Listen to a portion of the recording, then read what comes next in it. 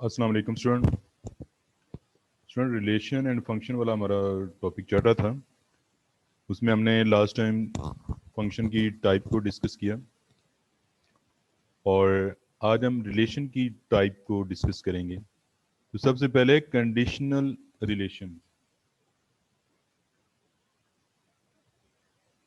Conditional relations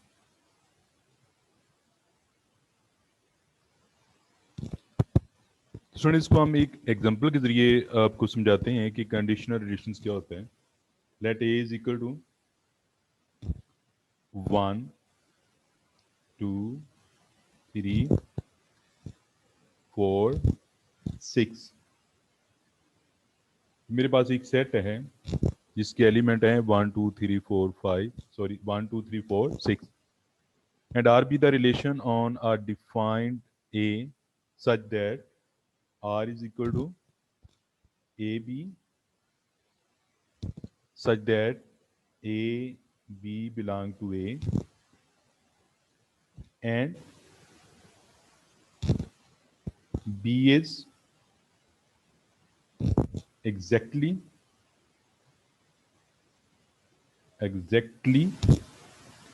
divided by A divided by A।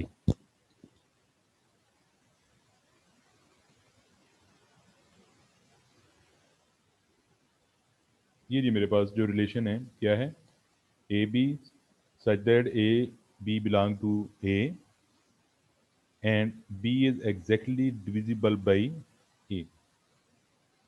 इसको हम जब आगे इसको सॉल्व करेंगे तो ये एक्सप्लेन करेंगे इसका मतलब क्या है। B is exactly divided by A और उसके बाद हम देखेंगे इसके जो रिलेशन है उसमें डोमेन क्या है और को डोमेन क्या है।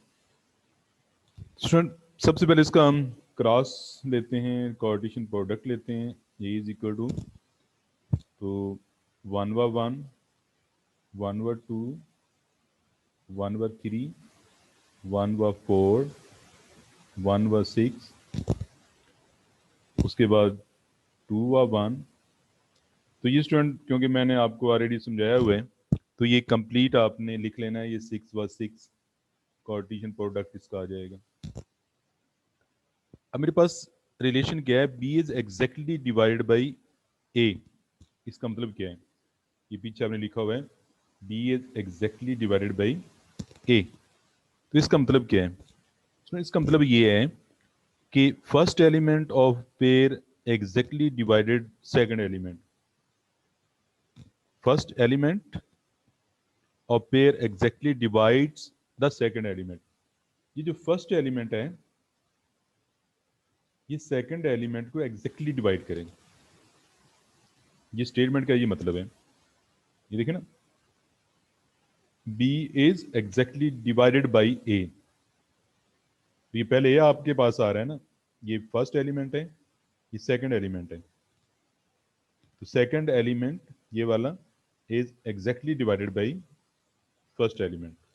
ये इसकी स्टेटमेंट थी। तो अब हमने आर क्या लिखना है, आर हमारे पास क्या होगा, 1/1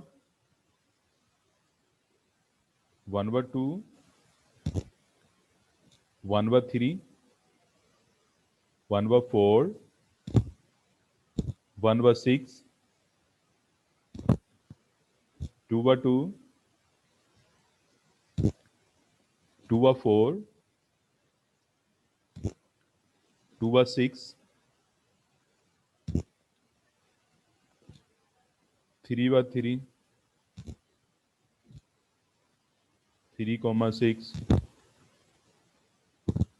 6,6 6/6 भी पढ़ लेते हैं, 6,6 भी पढ़ लेते हैं। अब आप देख लेंगे इसका जो सेकंड एलिमेंट है ये वाला second element exactly first element से डिवाइड हो रहा है। यानी 6 को आप 3 पे डिवाइड कर सकते हैं एग्जैक्टली, 3 को आप 3 पे डिवाइड कर सकते हैं, 3 को आप 1 से एग्जैक्टली डिवाइड कर सकते हैं।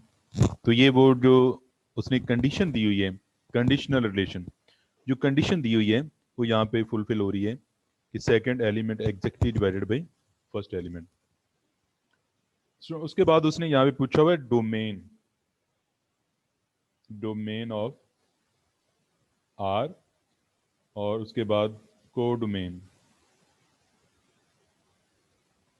Of are. तो आपको पता है ये जो फर्स्ट एलिमेंट होता है ये डोमेन में आता है, जो सेकंड एलिमेंट होता है वो कोडोमेन में आता है। इसको हमने लास्ट लेक्चर में बड़े अच्छी तरीके से एक्सप्लेन किया था कि डोमेन क्या होता है और कोडोमेन क्या होता है। तो फर्स्ट एलिमेंट डोमेन में आता है और सेकंड एलिमेंट जो है वो कोडोमेन में आता है। अच्छा जी, अब मेरे पास यहाँ पे जो डोमेन आ रही है वो आ रही है 1 2 3 4 6, और मैंने रेंज और डोमेन का भी, को डोमेन का भी आपको डिफरेंस बताया था कि रेंज और को डोमेन में जो है ना वो क्या फ़र्क है। तो इसकी जो रेंज है, ये को डोमेन वो ए के बराबर है, यानी कि वही 1 2 3 4 6, और इसकी रेंज भी यही है, को डोमेन और रेंज दोनों इसके आपस में बराबर हैं। तो ये कंडीशनल रिलेशन था जिसमें ये कंडीशन थी कि B is exactly divided by A. जी स्टूडेंट, उसके बाद हम बात करते हैं counting relation. Counting relation,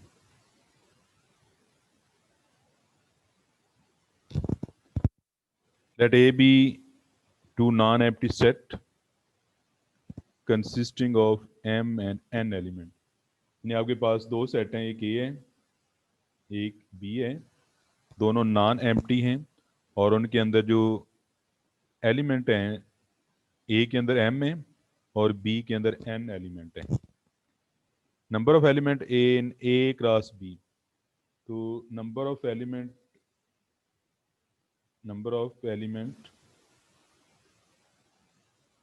in A cross B will be M into N। क्यों? आपके पास number of element in A जो है M है, number of element in B आपके पास N है, तो number of element A cross B कितना आ जाएगा? M cross N। तो नंबर ऑफ रिक्वायर्ड रिलेशन क्या होगा? ये तो कार्टेशियन प्रोडक्ट है ना, इसमें कितने एलिमेंट होंगे, तो नंबर ऑफ रिक्वायर्ड, इससे रिलेशन कितने बनेंगे? Number of relations that is equal to 2 की पावर m n, 2 की पावर m n। इसका कार्टेशियन प्रोडक्ट में नंबर ऑफ एलिमेंट कितने होंगे? m क्रॉस n, और नंबर ऑफ रिलेशंस कितने इसके बनेंगे? 2 की पावर m। इसकी स्टूडेंट एग्जांपल हम करते हैं, उसमें आपको ये क्लियर हो जाएगा कि एक आपके पास सेट है, let a is equal to 1 3 5 7, और b इज इक्वल टू 2 5। दो आपके पास नॉन एम्प्टी सेट हैं। Find the number of relation from A to B. ये नंबर ऑफ रिलेशन मालूम करने हैं, number of relation from A to B. जिसमें आपको पता है हमने लास्ट टाइम डिस्कस किया था ए क्रॉस बी और बी क्रॉस ए, या number of relation from A to B और बी टू ए में क्या फ़र्क होता है, क्योंकि ऑर्डर पेयर होते हैं। तो अगर ए पहले आ रहा है तो ए का एलिमेंट पहले आएगा, अगर बी पहले आ रहा है तो बी का एलिमेंट पहले आएगा। तो number of element in number of elements in A cross B, that is equal to 4 cross 2 8। तो नंबर ऑफ एलिमेंट इसमें कितने आ जाएंगे? A क्रॉस B में 8 आ जाएंगे। और नंबर ऑफ रिलेशन कितने होंगे?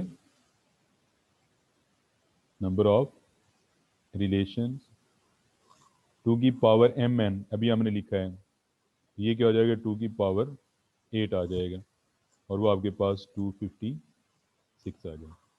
क्यों लास्ट टाइम हम देखा है कि ये इसका फॉर्मूला है 2 की पावर mn, ये काउंटिंग रिलेशन के लिए। तो स्टूडेंट नेक्स्ट है universal relation. Universal relation, universal relations. अब इसको भी आप एक एग्जांपल समझेंगे। Any relation R on set A is called universal if R is equal to A cross A. वो कहता है कि any relation R on set A, any relation, any relation R on set A is called universal relation if condition क्या है, R is equal to A cross A, R is equal to A cross A। तो इसको हम एक example से explain करेंगे कि हमारे पास एक ए सेट है 1 4 6 और ए क्रॉस ए आपके पास क्या आ जाएगा, दैट इज इक्वल टू 1/1 1/4 1/6 4/1 4/4 4/6 6/1 6/4 6/6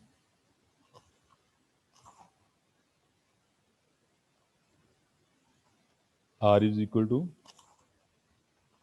और अगर ये आपके पास रिलेशन भी यही आ रहा है, ये सारा का सारा जो है वो R के अंदर आ रहा है 1/1 1/4 अप टू सो ऑन 6/6, तो इट मीन के आपके पास R is equal to A cross A, R is equal to A cross A. अगर आप इस सेंस में कहें कि जो कार्टेशियन प्रोडक्ट के अंदर सारे के सारे पेयर हैं वो रिलेशन में आ जाएं, तो that is called universal relation, universal relation. आप सुना थे identity relation, identity relation.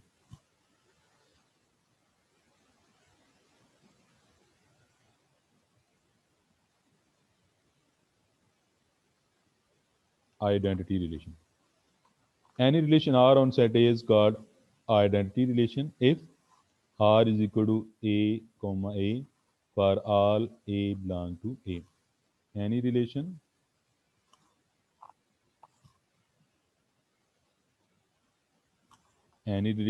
R on set A is called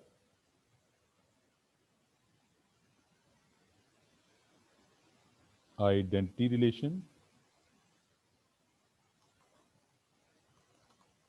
if R is equal to A comma A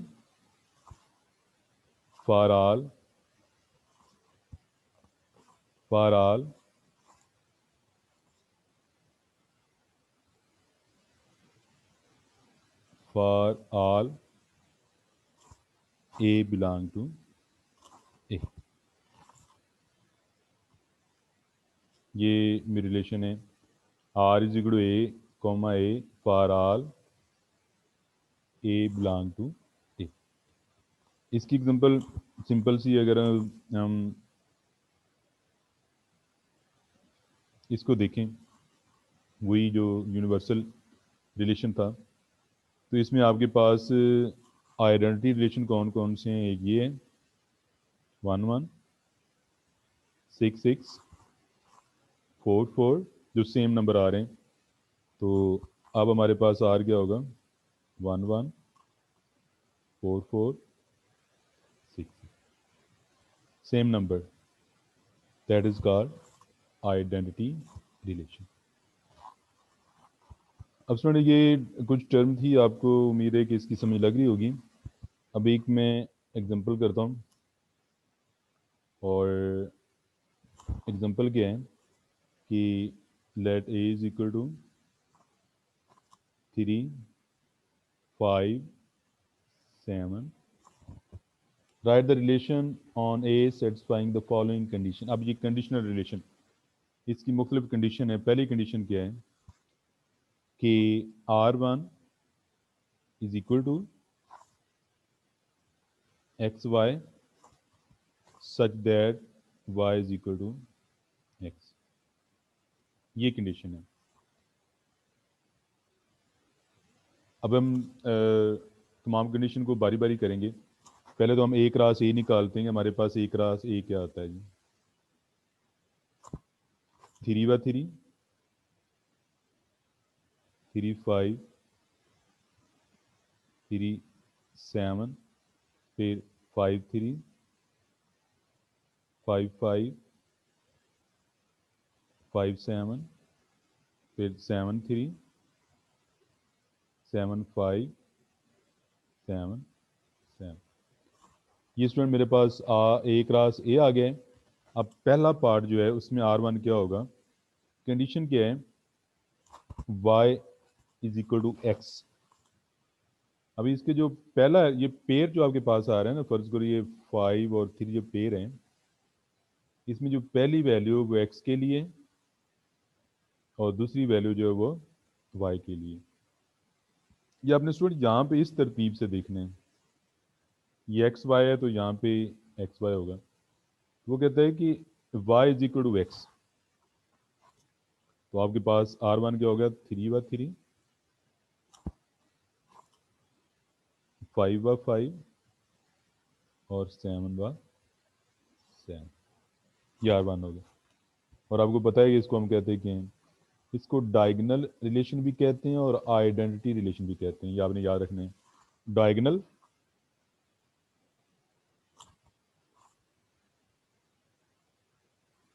relation या आइडेंटिटी रिलेशन हमने पहले पढ़ लिए होंगे। तो ये पहला पार्ट है, आपने बताना है कि ये कौन सा रिलेशन बनता है। तो नेक्स्ट सेकंड पार्ट है R2 equal to x y such that x plus y is odd number, x plus y is odd number।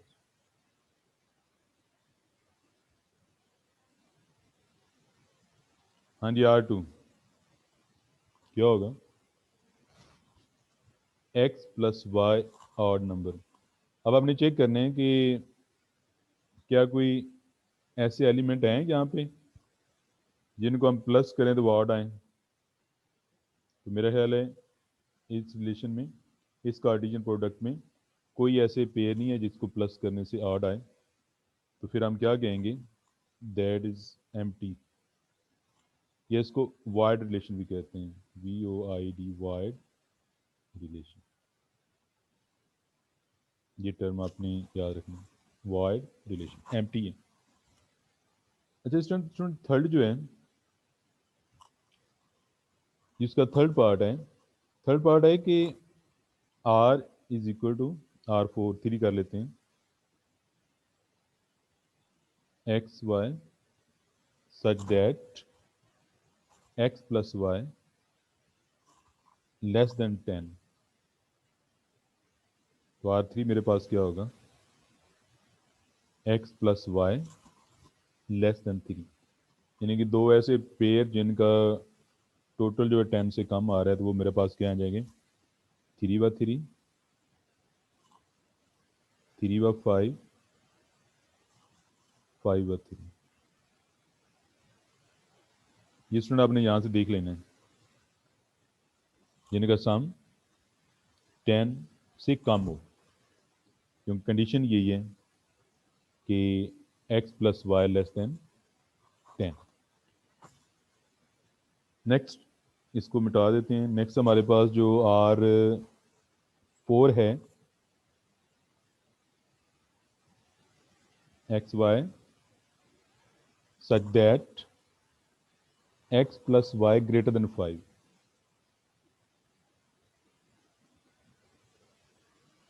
Ji student, अब आपने वो लेने जिनका सम 5 से ग्रेटर है, तो उसमें मेरे पास 3/3 आ रहा है, उसके बाद 3 5 आ रहे हैं। तो स्टूडेंट आपने देख के लिख लेने हैं, तो ये एंड पे 7/7, तो ये कुछ इस तरह के जो पेयर आपके पास आ रहे हैं, और ये सारे के सारे इसमें आ रहे हैं, तो इसलिए इसको यूनिवर्सल रिलेशन भी कहते हैं, यूनिवर्सल रिलेशन। क्यों, अगर आप गौर करें तो 3 का मिनिमम सम जो है वो 6 आ रहा है, इसका मतलब है इससे आगे जितने भी सम हैं वो 6 से ग्रेटर ही होंगे। तो हमारा जो रिलेशन है वो ये था x+y > 5, तो ये सारे के सारे इसमें शामिल हो रहे हैं।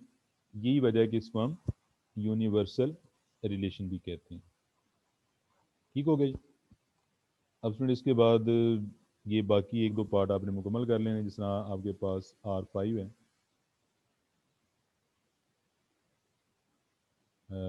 R5 xy such that xy = 15। तो R5 आपके पास क्या होगा, यहाँ से आपने देख लेना है कि किसको मल्टीप्लाई करने से 15 आता है। तो आपको पता ही है कि 3 और 5 को मल्टीप्लाई करने से 15 आता है, या 5 और 3 को मल्टीप्लाई करने से 15 आता है। तो ये आपके पास क्या आ जाएगा, R5।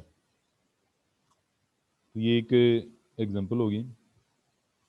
अब स्टूडेंट उसके बाद हम करेंगे एक्सरसाइज, और एक्सरसाइज में एक्सरसाइज हमारे पास जो है वो 8.1 है। तो 8.1 में हम इस तरह की हमारे पास एक्सरसाइज 8.1 और question number 1, let a is equal to 1 2 3 4, find the following relations in A, state the domain and codomain of the relation। तो पहला पार्ट क्या है, xy such that y is equal to x, और दूसरा क्या है, xy such that x plus y is equal to 5। तो ये दो पार्ट आपको मैं करा देता हूँ, और बाकी उम्मीद है कि आप लोग कर लेंगे। तो सबसे पहले तो इसका आप एक राह से निकालें, एक राह से, तो मेरे पास क्या आ जाएगा, 1/1 1 2 1 3 1 4, पे 2 1 2 2 2 3 2 4 3 1 3 2 3 3 3 4 4 1 4 2 4 3 एंड 4 4। तो ये स्टूडेंट आपके पास एक राह से ये आ गया। अब पहला पार्ट क्या था, पहला पार्ट था कि x y such that y is equal to x. इसको मैं R1 का नाम दे देता हूँ। तो अब मेरे पास R1 क्या होगा, 1 1 2 2 3 3 and 4 4, according to this condition. तो अब इसमें वो कहता है कि जो आपने रिलेशन बनाने हैं उनके आपने डोमेन, रेंज और को डोमेन भी बताने हैं। Domain of R R1, domain of R1। तो क्या आ रहा है 1 2 3 4। ये स्टूडेंट जो पहली पहली वैल्यू है ये डोमेन के लिए यूज होती है। ये डोमेन है, ये डोमेन है, ये डोमेन। ये आपने डोमेन में लिख लेना है। और जो सेकंड वैल्यू है वो रेंज है, रेंज ऑफ R1। वो भी वही आ रहा है 1 2 3 4। और को डोमेन पूछा हुआ है तो को डोमेन में आपके पास वही होगी जो कि ए के बराबर भी आ जाती है। ये भी यही आपके पास आ रहा है ना, ये भी यही आपके पास आ रहा है। तो पीछे आपने देखा ये आपके पास यही है, तो को डोमेन जो है ना वो भी ए ही आएगा। तो ये स्टूडेंट रिलेशन दिए गए हैं और उनकी आपने मालूम करनी है। पहले रिलेशन रिलेशन मालूम करना है, उसके बाद बताना है कि इसमें रेंज क्या है, को डोमेन क्या है और डोमेन क्या है। तो नेक्स्ट मेरे पास क्वेश्चन नंबर 2 है।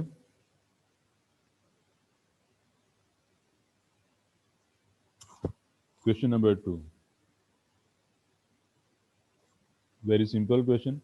Which of the following diagram represent the function and of which type? ये आपके पास ये मैपिंग उसने दी हुई है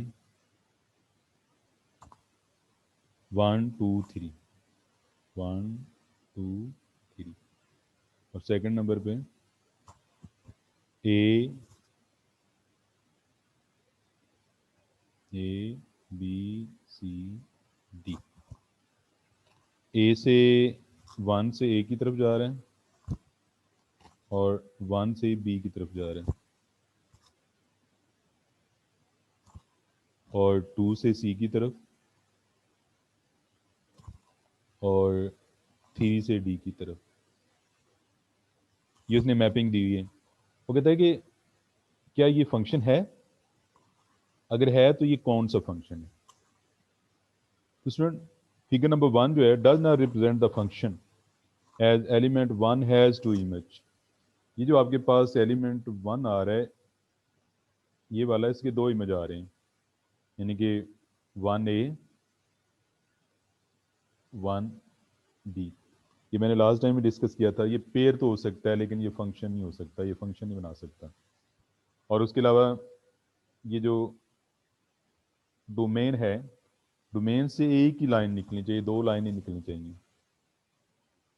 इसको आप लास्ट टाइम जब मैंने फंक्शन को एक्सप्लेन किया था तो ये डोमेन है और डोमेन से हर एलिमेंट से एक ही लाइन निकलनी चाहिए। लेकिन यहाँ पे क्या है, दो लाइन निकल रही हैं। 1 एलिमेंट का इमेज ए भी आ रहा है और 1 एलिमेंट का इमेज बी भी आ रहा है, तो जो कि रॉन्ग है। लिहाजा फिंगर नंबर 1 जो है वो फंक्शन ही नहीं है, तो ये फंक्शन ही नहीं है। अब आते हैं 2 पे। 2 में स्टूडेंट ये ए आ रहा है, बी आ रहा है, सी आ रहा है और यहाँ 1 3 5 आ रहे हैं। तो ये 1 की तरफ, ये 3 की तरफ और ये 5।